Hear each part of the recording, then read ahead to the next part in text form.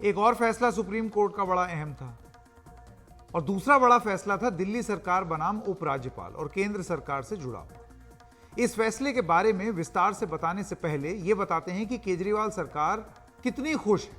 दिल्ली सचिवालय और आम आदमी पार्टी के मुख्यालय पर आज जश्न का माहौल दिखा। दिल्ली के मुख्यमंत्री अरविंद केजरीवाल मिठाई खाते और मिठाई बांटते हुए दिखे। बेशक वो डायबिटीज के मरीज हैं, लेकिन आज की खुशी में वो ये कैसे भूल गए। आखिर 8 साल लंबी लड़ाई के बाद उनकी सरकार की जीत हुई। इस जीत का पहला असर यह दिखा कि दिल्ली सरकार के सर्विसेज डिपार्टमेंट के सचिव आशीष मोरे को हटा करके मुख्यमंत्री अरविंद केजरीवाल ने उनके जो एक मंत्री हैं सौरभ भारद्वाज, उन्होंने वो हटा दिया उनको। सुप्रीम कोर्ट के फैसले के बाद केजरीवाल ने जो कहा और जो करना शुरू किया वो अधिकारियों का तबादला था। तो ये सारी चीजें देखने शुरू हो गई। सुप्रीम कोर्ट ने आज ऐसा क्या कहा कि केजरीवाल को अचानक ये ताकत मिल गई।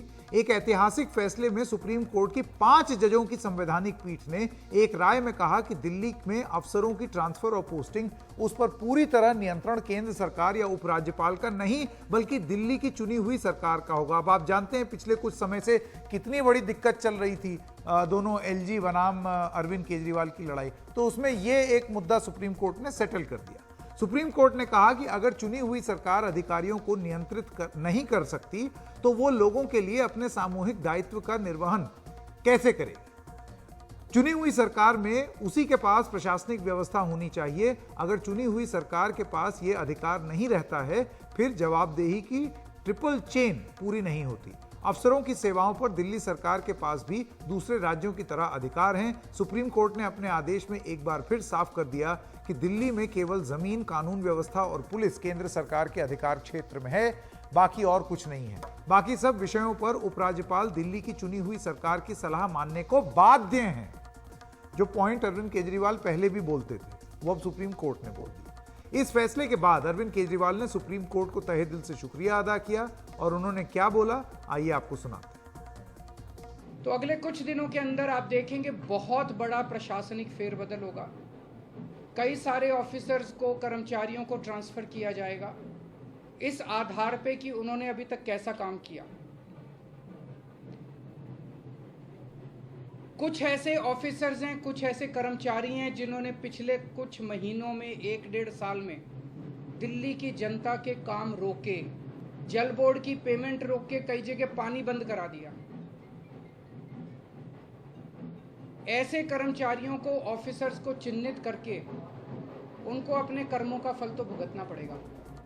दरअसल दिल्ली सरकार सालों से ये शिकायत करती आ रही थी कि अफसरों की ट्रांसफर पोस्टिंग का पूरा अधिकार ना होने, वो उन अफसरों को नियुक्त नहीं कर पा रही थी जिनके चलते ये काम पूरा हो सकता था। दिल्ली सरकार की शिकायत रही कि उपराज्यपाल उसके विभागों पर अपनी पसंद के अफसरों को थोप रहे थे और दिल्ली सरकार के मुताबिक काम नहीं कर रहे थे।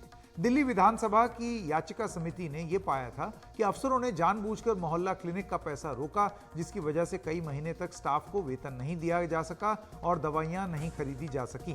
सरकारी अस्पतालों में डेटा एंट्री ऑपरेटर्स के कॉन्ट्रैक्ट रिन्यू नहीं किए जा सके, जिसकी वजह से उनकी नौकरी चली गई और अस्पतालों में अव्यवस्था पैदा हुई। दिल्ली जल बोर्ड को पैसा रोक दिया गया, जिसके चलते कई प्रोजेक्ट लटक गए।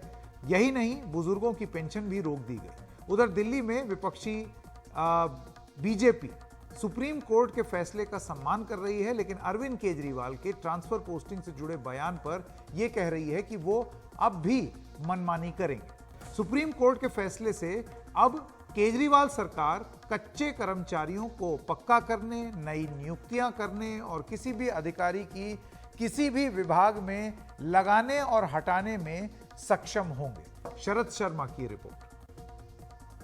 अधिकारियों को नियुक्त करने का, उनको हटाने का, उन पर कार्रवाई करने का, उनको पुरस्कृत करने का अधिकार अगर चुनी हुई सरकार के पास नहीं होगा तो चुनी हुई सरकार काम कैसे करेगी? यह दलील शुरू से आम आदमी पार्टी सरकार दे रही थी और सुनवाई के दौरान सुप्रीम कोर्ट ने भी इस दलील को अहम माना और आखिर में अपने फैसले में भी इसी को सर्वोच्च मान्यता दी कि अगर कहीं चुनी हुई सरकार है तो उसका अधिकारियों पे नियंत्रण होना ही चाहिए। संकेत जो दिल्ली के विषय में निर्णय आया है संविधान की खंडपीठ का, अत्यंत महत्वपूर्ण है। हर पक्ष, हर दलील, हर याचिका जो दिल्ली एनसीटी ने रखी है उसको 100% स्वीकारा गया है इस खंडपीठ द्वारा। इसके क्या टेक अवेज हैं, इसके क्या अहम मुद्दे हैं? नंबर 1, इसने वो संतुलित किया है जो बैलेंस और संतुलन पूरी तरह से विकृत कर दिया था केंद्र सरकार ने और उनके एजेंट एलजी ने। आपने एक संवैधानिक संशोधन बनाया विशेष, जो सिर्फ दिल्ली को लागू होता है, और भी यूनियन टेरिटरीज हैं, बट भारत में कोई यूनियन टेरिटरी नहीं है जिसको संवैधानिक स्टेटस दिया गया है, जिसमें प्रावधान जैसे 239 और 239AA इत्यादि इत्यादि लागू होते हैं। वो क्यों दिया गया? जिससे कि दिल्ली को विशेष स्वायत्त मिले, यहाँ के लोकतंत्र और गणतंत्र के जो चुनावित लोग हैं वो लोग निर्णय करें, न कि केंद्र सरकार, न कि एलजी। राइट हैंड से दिया आपने ये, और लेफ्ट हैंड से केंद्र सरकार, बीजेपी और लेफ्टिनेंट गवर्नर ने उसको ले लिया। आखिर यहां पर शीला दीक्षित भी थी 15 साल के लिए। उस वक्त केंद्र सरकार कांग्रेस की भी थी, वाजपेयी जी की भी थी। किसी सरकार ने इस संघीय ढांचे का उल्लंघन इतने बेशर्मी से नहीं किया जो पिछले 5-7 साल से हो रहा है, और इसको आज संतुलित किया है इस निर्णय ने। और मैं ये भी कहना चाहता हूं संकेत के इसमें राजनीति की बात नहीं है। आज आप यहां पर पावर में हो, आप एएपी हो, कल मैं कांग्रेस हो सकता हूं, परसों बीजेपी भी हो सकती है पावर में दिल्ली में, जबकि केंद्र सरकार में बीजेपी न हो।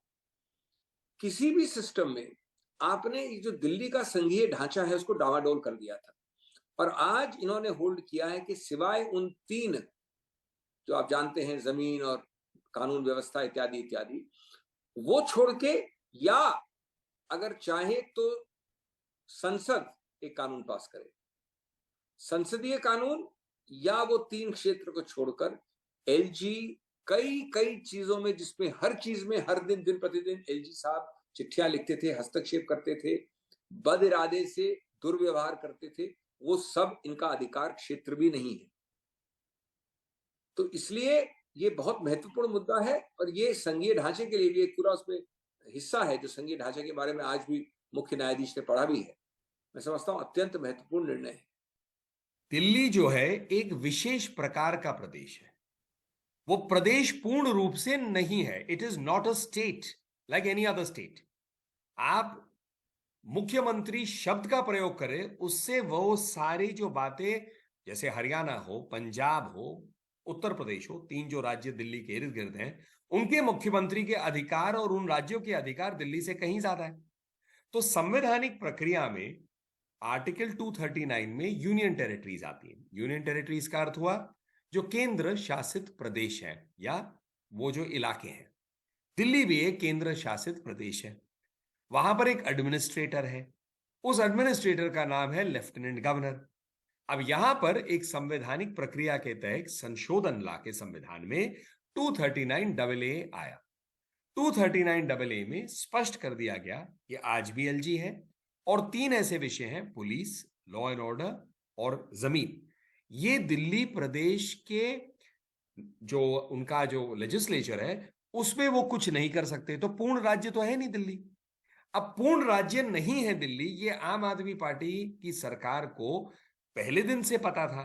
जब चुनाव में वो उतरे, इस मंशा से उतरे कि चुनाव लड़ेंगे, जब चुनाव जीते, जब सरकार उनकी बनी, तो कोई बदलाव तो नहीं था ना संवैधानिक प्रक्रिया में। वो प्रक्रिया यहीं की यहीं है, संवैधानिक प्रावधान वहीं के वहीं है, तो कुछ बदला नहीं।